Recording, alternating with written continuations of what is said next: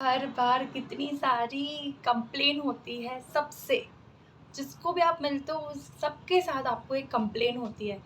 और सबसे बड़ी कंप्लेन तो आपको भगवान से होती है कि आपने मुझे ये लाइफ क्यों दी, आपने कुछ भी चीज़ अच्छे से नहीं दी, सब कुछ बेकार दिया है मुझे। मेरी लाइफ के अंदर कुछ भी अच्छी चीज़ नहीं हो रही, मेरी लाइफ के अंदर कुछ भी एक चीज़ अच्छी नहीं है मेरी लाइफ के अंदर। भगवान आप क्या कर रहे हो, सुन भी रहे हो कि नहीं सुन रहे हो मेरी बात को? अरे भाई, इतनी सारी कंप्लेन है आपकी, कैसे कोई सुनेगा ना, है ना? और सबसे वर्स्ट कंप्लेन तो वो होती है, ये मेरे मम्मी पापा की वजह से मेरी लाइफ ऐसी है, अगर वो ऐसा नहीं करते तो ऐसा नहीं होता। अरे बट स्टॉप फॉर 1 मिनट, मेरा पूरा वीडियो देखना और फिर देखना कि क्या मैं सही बोल रही हूँ कि नहीं बोल रही हूँ, कमेंट में ज़रूर बताना। आप इतनी सारी जो भी कंप्लेन कर रहे हो उससे क्या आपकी लाइफ बढ़िया हो जाने वाली है? आप भगवान से हर रोज़ ऐसा प्रे करोगे कि आपकी वजह से मेरी लाइफ बहुत गंदी है, तो क्या आपकी लाइफ सही हो जाने वाली है? I guess no, right? So what you can do is कि ये कंप्लेन जो भी है वो आपके दिमाग के अंदर है, वो दिमाग के अंदर से हमको वो कंप्लेन को निकालना पड़ेगा। और जैसा आपने बोला कि हमको कोई भी चीज़ सेल्फ हीलिंग करनी हो या कुछ अच्छे से करना हो, तो we do one magical prayer which is said to be an होपन होपन होपन, राइट? एंड मैं बहुत ज़्यादा बोल दिया क्योंकि आप लोग समझ पाओ इसीलिए, बट ऐसा मत लिखना कि मुझे नहीं आता बोलना, मुझे आता है, राइट? सो क्या कंप्लेन है आपको आपसे वो देख लेना, ठीक है? अगर आपके पास भगवान का नाम लिख दो कि आपको भगवान से बहुत ज़्यादा कंप्लेन होती है ना, सो गॉड लिखो और फिर सारी कंप्लेन जो भी आपकी है वो लिख दो। फिर मम्मी पापा को लाओ, मम्मी पापा से जो भी आपको कंप्लेन है वो सारी की सारी आप लिख डालो, ठीक है? और अगर कुछ नहीं है ना complain, that it's well and best, नहीं होनी चाहिए एक्चुअली में लाइफ में कंप्लेन। बट ये टास्क ना करने के लिए आप बोल रहे हो कि कंप्लेन नहीं है, then you are very worst. ऐसा नहीं हो सकता, है ना?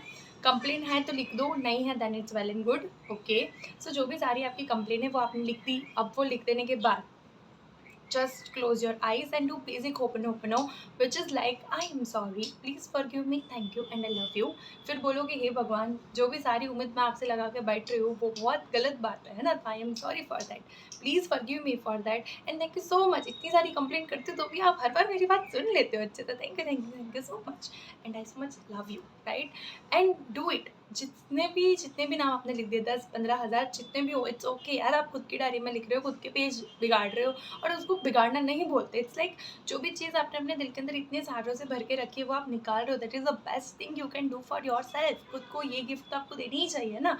मैं ये गिफ्ट की बात नहीं कर रही हूँ कभी भी कि आप किसी को महंगी गिफ्ट ला के दे दो, नहीं यार।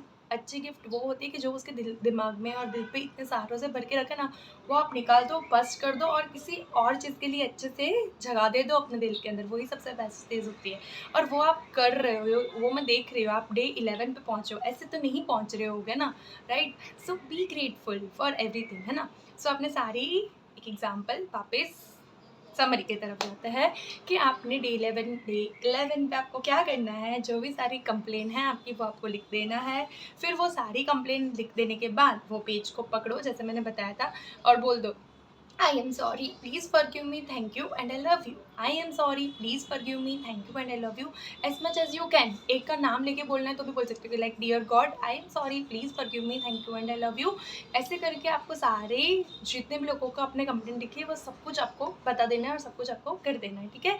और ये सब करने के बाद प्लीज़ एक अच्छा सा कमेंट भी मुझे डाल के दे दो, क्योंकि मुझे पता है कि ये करने के बाद आपको बहुत सारी मैजिकल थिंग देखने को मिलने वाली है अपने लाइफ के अंदर। So be ready for that and see you in the next video. Bye bye.